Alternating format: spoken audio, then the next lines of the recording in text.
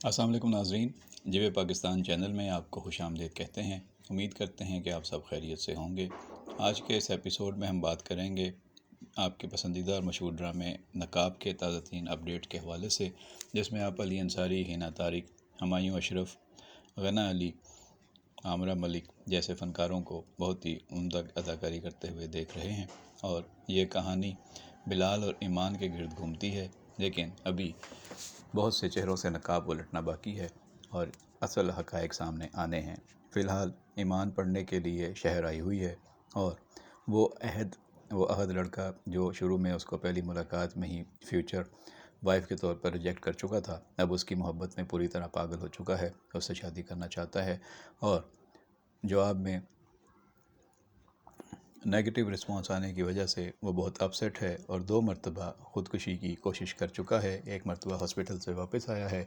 اور دوسری مرتبہ بھی شاید اس کے ساتھ ایسا ہی ہونے والا ہے، لیکن ایمان اس کو صاف منع کر چکی ہے، جبکہ بلال نے ایمان کو خبردار کیا ہے کہ عہد سے دور رہو۔ زارا نے جان بوجھ کر تمہیں اسے اس وقت بھیجا تھا جب لیلا گھر پر نہیں تھی، تم عہد سے خبردار رہو، اور زارا میری بہن ہے، میں اس کو تم سے زیادہ بہتر سمجھتا ہوں۔ جبکہ ایمان سے کہتی ہے یونیورسٹی میں کہ میں اپنا اچھا برا سمجھتی ہوں، آپ سے ایک ریکویسٹ کرنا چاہتی ہوں، میں ان سب کو بہت احترام دیتی ہوں، آپ بھی میرے سامنے ان کی برائی مت کیا کریں۔ بلال کہتا ہے میں نے تو صرف محتاط رہنے کے لیے کہا ہے، باقی آپ کی مرضی۔ اب اس ڈرامے میں، اس کہانی میں اصل نقاب الٹنا ہے تیمور کے چہرے سے، جو زارا کا شوہر ہے، اور زارا اس کی بیوی ضرور ہے، لیکن اس نے کبھی بھی اس کو وہ اہمیت نہیں دی جو ایک بیوی کا حق ہے، اور وہ اس سے ہمیشہ اکھڑا اکھڑا سا رہتا ہے، اور اب اسے ایمان پسند آ رہی ہے اور وہ ایمان کی تصویریں دیکھتا رہتا ہے اور اسی کے بارے میں سوچتا رہتا ہے۔ ایمان اس کو اپنا بھائی مانتی ہے اور اس نے اپنے گھر میں یہی کہا تھا کہ میں ایک بھائی کی طرح ایمان کی حفاظت کروں گا اور اس کا خیال رکھوں گا۔ ابھی تک کسی کو یہ نہیں پتا کہ تیمور ایمان کے بارے میں کیا سوچ رہا ہے۔ تیمور کے والد اسے بزنس میں بہت آگے جاتا ہوا دیکھنا چاہتے ہیں اور یہی عہد کے ماں باپ بھی چاہتے ہیں، لیکن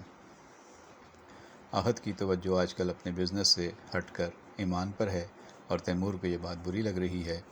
تیمور اسے بار بار اشاروں میں سمجھا رہا ہے کہ تم ایمان سے دور رہو اور اپنے کام پر، اپنی سائٹ پر جا کر توجہ دو،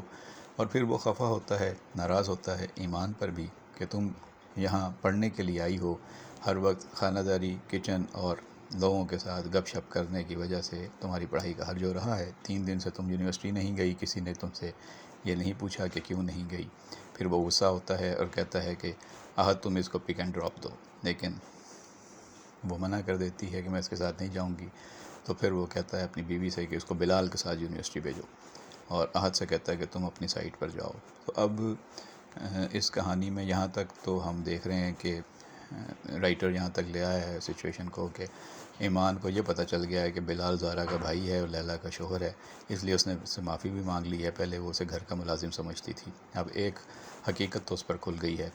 لیکن ابھی اور بہت سے نقاب الٹنے باقی ہیں چہروں سے، اور ایمان کو ابھی بہت کچھ پتہ چلے گا۔ بہت سے ایسے تلخ تجربات ہوں گے جن کے لیے وہ تیار نہیں ہے، لیکن وہ خود کو سنبھالے گی یا ان مسائل کا دوچار ہو جائے گی۔ اب بلال اور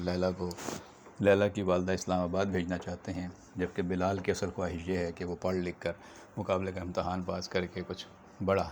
بن جائے، تاکہ اس کی بیوی لیلا جو اس کو کم حیثیت یا کم تر سمجھتی ہے، احساس کمتری کا شکار رہتی ہے، اس کے سامنے وہ کچھ بن کر دکھائے اور اس کی بیوی دنیا کو بتا سکے کہ